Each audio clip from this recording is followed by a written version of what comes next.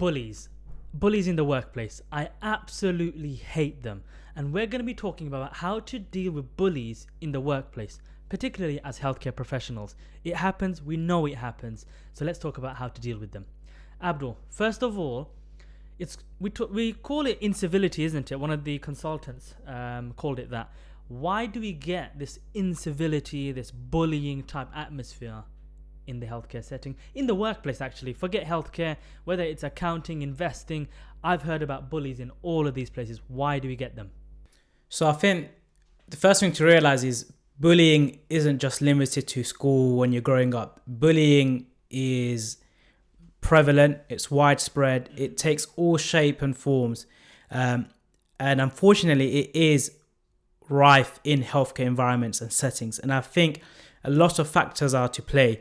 It's the environment, the stresses of the job, the toxic cultures.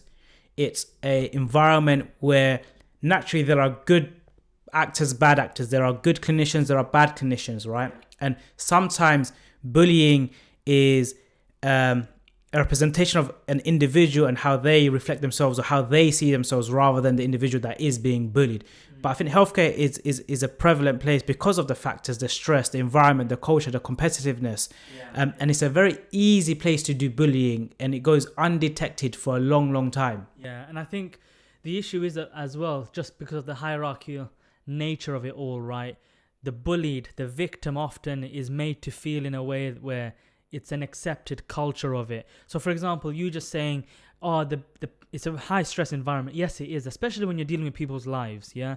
Then you've got multiple managers above you, you've got bed managers, site managers, you've got consultants, you've got so many people, and each pressuring each other, right? But none of it is an excuse for bullying. I can't stand bullying. I personally think they're scumbags. But let's talk through some examples of bullying, of what we've seen. And because I know it happens, and a lot of people will be watching this and say, oh shit, that's happened to me as well. So let's give an example of bullying. So there's various levels of bullying, and bullying doesn't necessarily need to be physical bullying, right? There's bullying with the way you speak to people, the way you talk to people. So a common example of things that I've seen is bullying between doctors of the same grade, but the difference is where they've studied or where they've done medical school and training, right? So IMGs, and so let's say a registrar that is an IMG that has been, brought up, studied abroad and came to the UK, as well as a UK trained, medical registrar. The way they talk to them, the way they communicate, I've seen them do, they offload patients. So they'll see one patient and they'll be like, hey, do you know what? You need to go do X, Y, and Z. Or let's say the consultant tells the reg to do something. They will see themselves as superior and they'll offload the task that was given to them by the consultant to another reg who they know maybe isn't the best at communicating, that's new to the system, that is open to do anything and everything, right? Yeah. And I see it as bullying because you're taking advantage of someone in a situation they're not familiar with, or you realize that you can offload your work. There's bullying of consultants to even junior doctors. Things go wrong, they offload it onto the medical student or the junior doctor. Or funny enough, nurses can also bully doctors, and doctors can also bully nursing. Yeah. So bullying can be between people of the same grade, between different grades, between different disciplines, different specialties.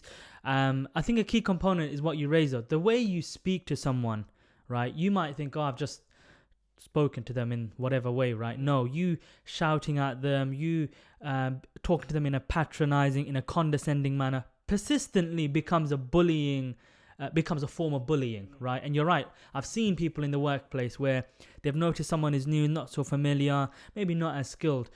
When you look into it, they've been trained in their own country, maybe in a different specific way, right? Just because you're used to the system doesn't mean that you're better than them. And I think what happens is that in talking to them very aggressively, the aggression is what I hate. I hate people talking to other people with an aggression. Any real life circumstances that you've witnessed, you've seen with bullying? So a scenario that I saw as a junior doctor was basically one of the other junior doctors basically used to get a list of discharges or discharge summaries that needed to be done, right? Because sometimes patients leave and then the discharge summary isn't done, and the parent team needs to do it, right? So I saw some of those doctors offload those discharge summaries, which they need to do because it's their patient, to a different F1, right? And they did it because that F1 is so nice, always around to help, willing to do it, right? And it became over time very aggressive in the sense that, oh, you know, why haven't you done my discharges from last week, even though it's not their job? And it was like a favor, help you out, turned into like now it became their job role. Yeah. And what happened was, if they didn't do it or they fell behind, then the other person was microaggressive or like passive aggressive, like, yo, you know what, you're supposed to help me, you're not helping me, you know, what's up type of thing, right? Yeah. And I see that as a form of bullying. Yeah. So yeah, I agree with you. That whole favor turned to a job, turned into now you better be doing that for me. That is a form. So going through my own experience, I think I always say this. I felt like I was bullied as an F1 when I was new, and it was from a particular individual, right? And what I do is, so I like to process it at first, and I think first I thought, oh crap, I'm just maybe a very, very crap F1, right? But there was another F1 alongside me, and what I noticed was that there was a different style of communication with me. There was and it was always in a very aggressive tone, right? I was in a busy unit, I was running around, and it was only with one person as well that this particular aggression I had. So I remember, like, could I have dealt with it better? Maybe, but I literally confronted them. I one day just blew my top off, and I literally said, this is how I feel, and this is what you're doing, and it's unacceptable, and I walked off. And I think I did that as a medical student too, do you remember? So, do you remember that story? So, as a med student, again, someone targeted me out of a whole group of individuals in the wards, and I did the same thing. I've got this pattern, I think, that I do, which is that I take it, I process it, and then when I realize, nah, this is unacceptable, I will tell them exactly how I feel, and I will walk off. So I think maybe I shouldn't walk off. Maybe that I should wait for their reply. But that's maybe not what to do. But it's one of the things you have to do. With a bully, you have to stand up to them. So you're right. In both cases, that's a form of bullying. Aggression should never be a thing, right? It should be in an empathetic manner always. If you think about it, if someone has done a certain job, were they busy? Was someone crashing? It takes one person to crash on the wards for you to be tied up with them for hours on end, and for all the jobs not to be possible.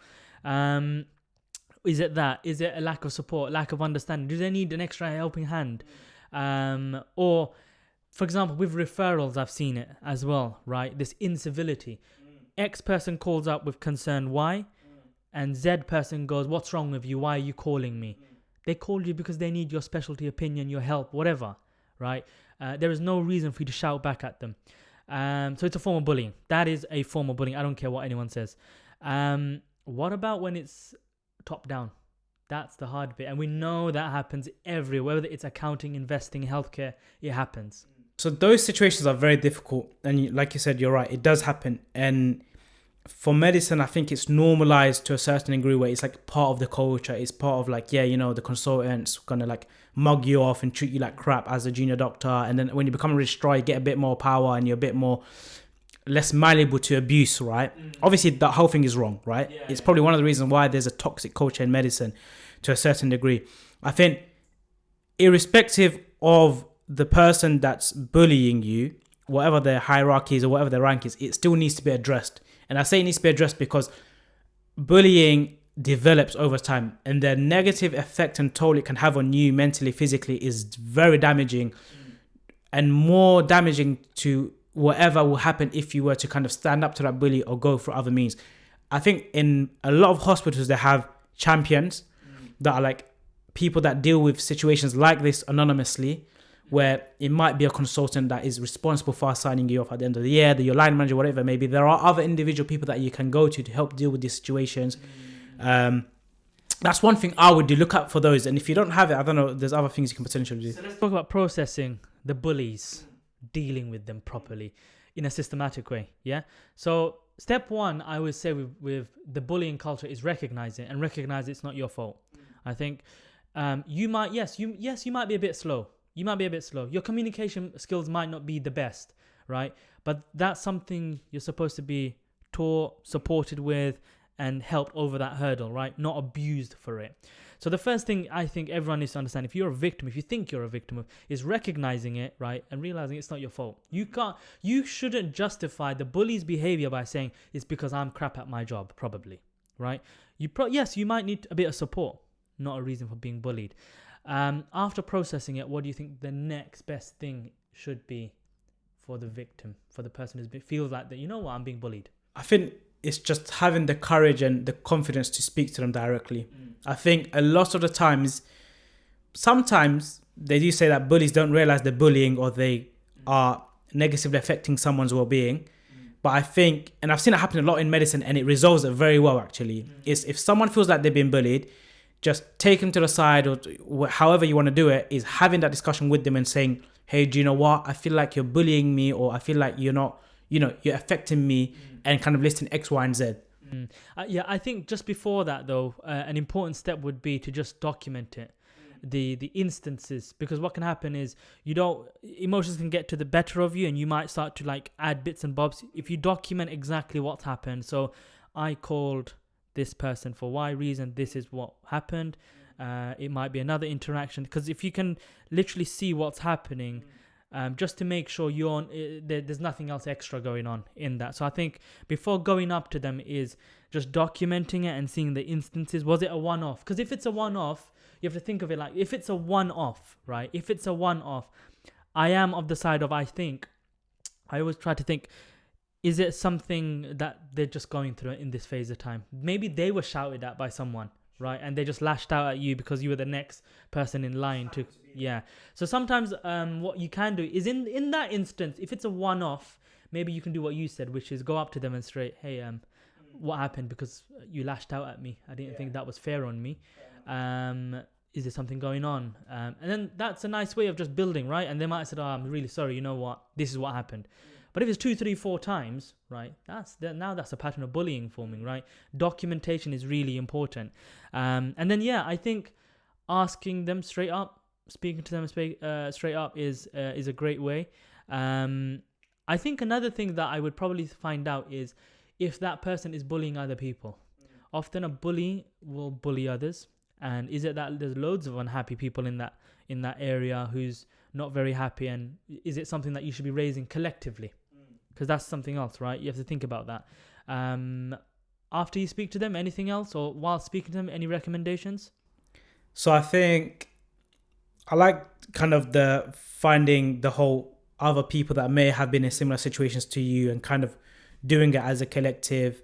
I think speaking to other people that are outside of your core team or outside of that channel or that hierarchy is always beneficial.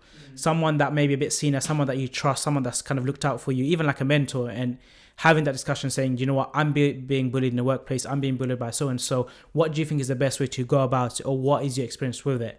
Especially for a lot of people, this is the first time they've been bullied, right? It might be, one, they don't know they're being bullied, or they might realize I'm being bullied in the workplace and they don't know how to go about it, right? Yeah, so I agree with that. Confiding in someone is good. So as you said, you've got the workplace champions who look after you. You've got the pastoral people, and you've got colleagues. I think that just one thing is that people shouldn't gossip. This is not your opportunity to gossip about someone, right? It's your opportunity to confide in someone, see what their advice is. They might say, you know what? I've got a relatively good relationship with them. Why don't I go speak to them? Do you want me to go and speak to them and tell them, see what's going on with them? I would confide in someone who's reliable, trustworthy, and could maybe support you on this. I think that's a great thing to do.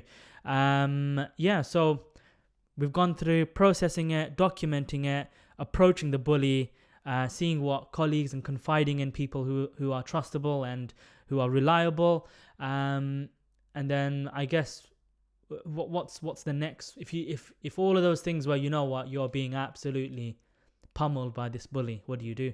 So one thing that I remember looking into was removing yourself or keeping a distance where situations exist. So lots of bullying happens when the bully and the individual being bullied are kind of isolated or by themselves. Very rarely would you find bullying happen in a public domain or in front of people. Do you know what I mean? So always kind of having that distance, or once you've initiated or triggered this kind of escalation of bullying and flagging it, it's making sure, if you're doing a handover or if you're having a discussion, you're doing it in a place where there are witnesses or there are other people of the team or the multidisciplinary team, and reducing the time where you're isolated or alone with that individual. And I think until the situation gets resolved, because we know it doesn't happen overnight, especially in like a healthcare setting. Exactly. So I think we've covered most of it, of how to deal with a bully. I think we've covered most of it. I think if now let's talk to the bully. I want to talk specifically to the bully, right? There's a lot of these people, and sometimes they don't know they're behaving like a bully. Whether it's seniors, juniors, colleagues, or whatever, right? Sometimes they're not aware. I do genuinely think sometimes they don't realize, like, hold on a minute. So, for example, I've been in circumstances where I've had someone who's more senior than me, or even the same grade as me, and someone speaking to me and them, but there's a certain element of aggression to the person next to me. And I'm like, what's going on here? Like, no, that's unacceptable. And they don't realize almost what they're doing. Like, why are you speaking nicely to me but horribly to this person when they've done nothing to you? So I think one thing people need to be aware of is, let's not use the word bullying. I think incivility is more correct here. We're just uncivil sometimes, right? What tips do we have for the person to be more self-aware and self-conscious for these people working in high-stress environments, whether it be healthcare, banking, engineering, wherever you are? So I think something that we need to do that we don't do enough is self-reflection.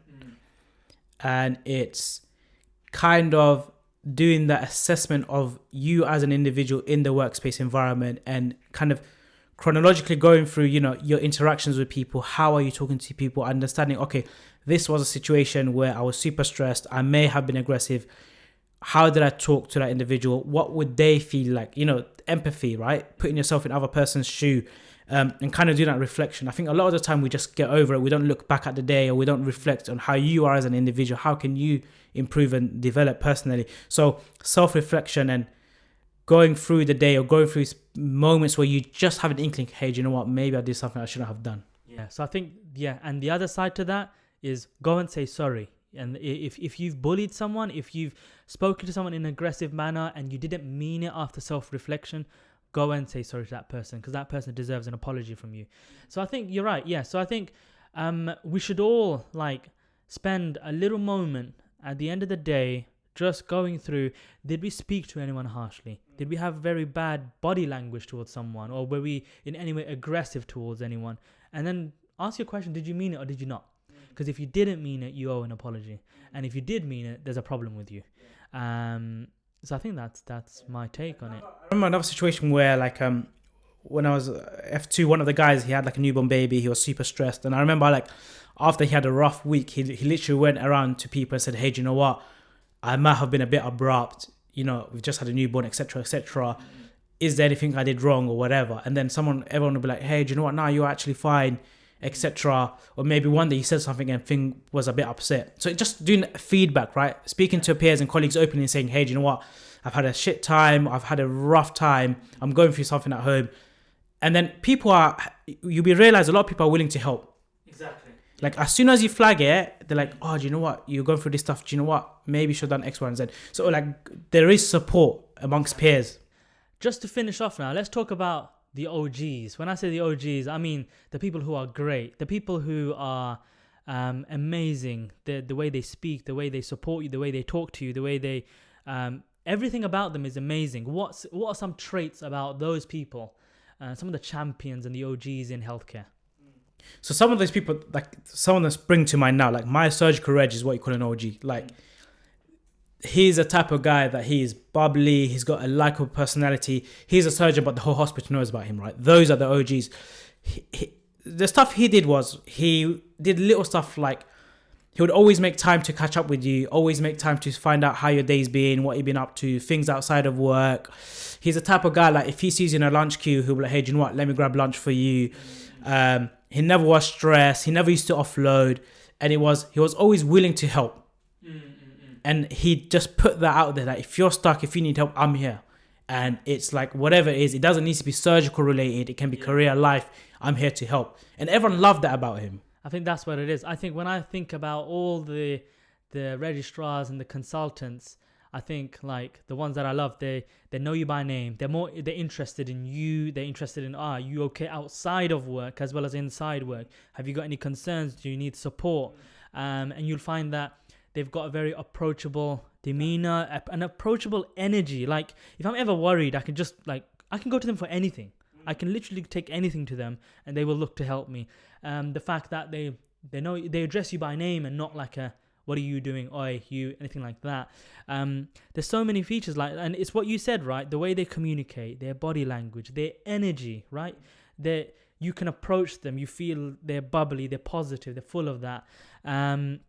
The fact that they're interested in you beyond your work scope, I think that's great as well. And there are a lot of them. So there are, like we said, there are bullies in the workplace. There are a lot of really great people. And I think like even when talking about now cross specialty, so people who have not necessarily been under or worked very closely with and don't personally know, like some of the great people I know, like when it comes to referring, you'll find that they are investigative. They'll ask you some questions in a very nice way, not a, so what did you think? What did you see on the ECG? It'll be like, did the ECG show anything? Are you concerned about anything on that? Okay, fine. What are your concerns about this patient? Do you think the patient needs to be admitted? Understanding the referral or the reason for the call. And then even if the outcome is not what you necessarily wanted, what you'll find is that it's that whole negotiation process, right? So for example, you might sit there and you might say, this patient absolutely needs an endoscopy. The person on the specialist end might say, no, they actually don't. But there's two ways to do it, right? I can say, you're wrong. They don't need an OGD. I'm putting the phone down on you. See you later. Bye. Decision made. Or they can say, this is your concern. This is why you think that. Maybe, and then they'll explain why they don't need an OGD. They might say, look at the urea to creatinine ratio. Look at them symptomatically. Their vitals, they're stable. Maybe this can wait for an outpatient referral. So they'll make you see that, okay, you know what, their specialist opinion's correct. So there's a right way and a wrong way. And there are great people who do it the right way too. So yeah, just to finish on a positive note, just as there are really, like, I hate them, bullies, scumbags out there are some really great, amazing healthcare professionals and other professionals in this space as well. And that's it from me, really. Anything else to add to that? I think bullying, it happens in the workplace, but you should never let it happen. You should never stand for it. There is help. There are people, and it's something that you shouldn't suffer alone. Yeah. And my last point is, if you see someone being bullied, help them out. Stop it. Anyways, that's the end of the show. We'll otherwise see you next week.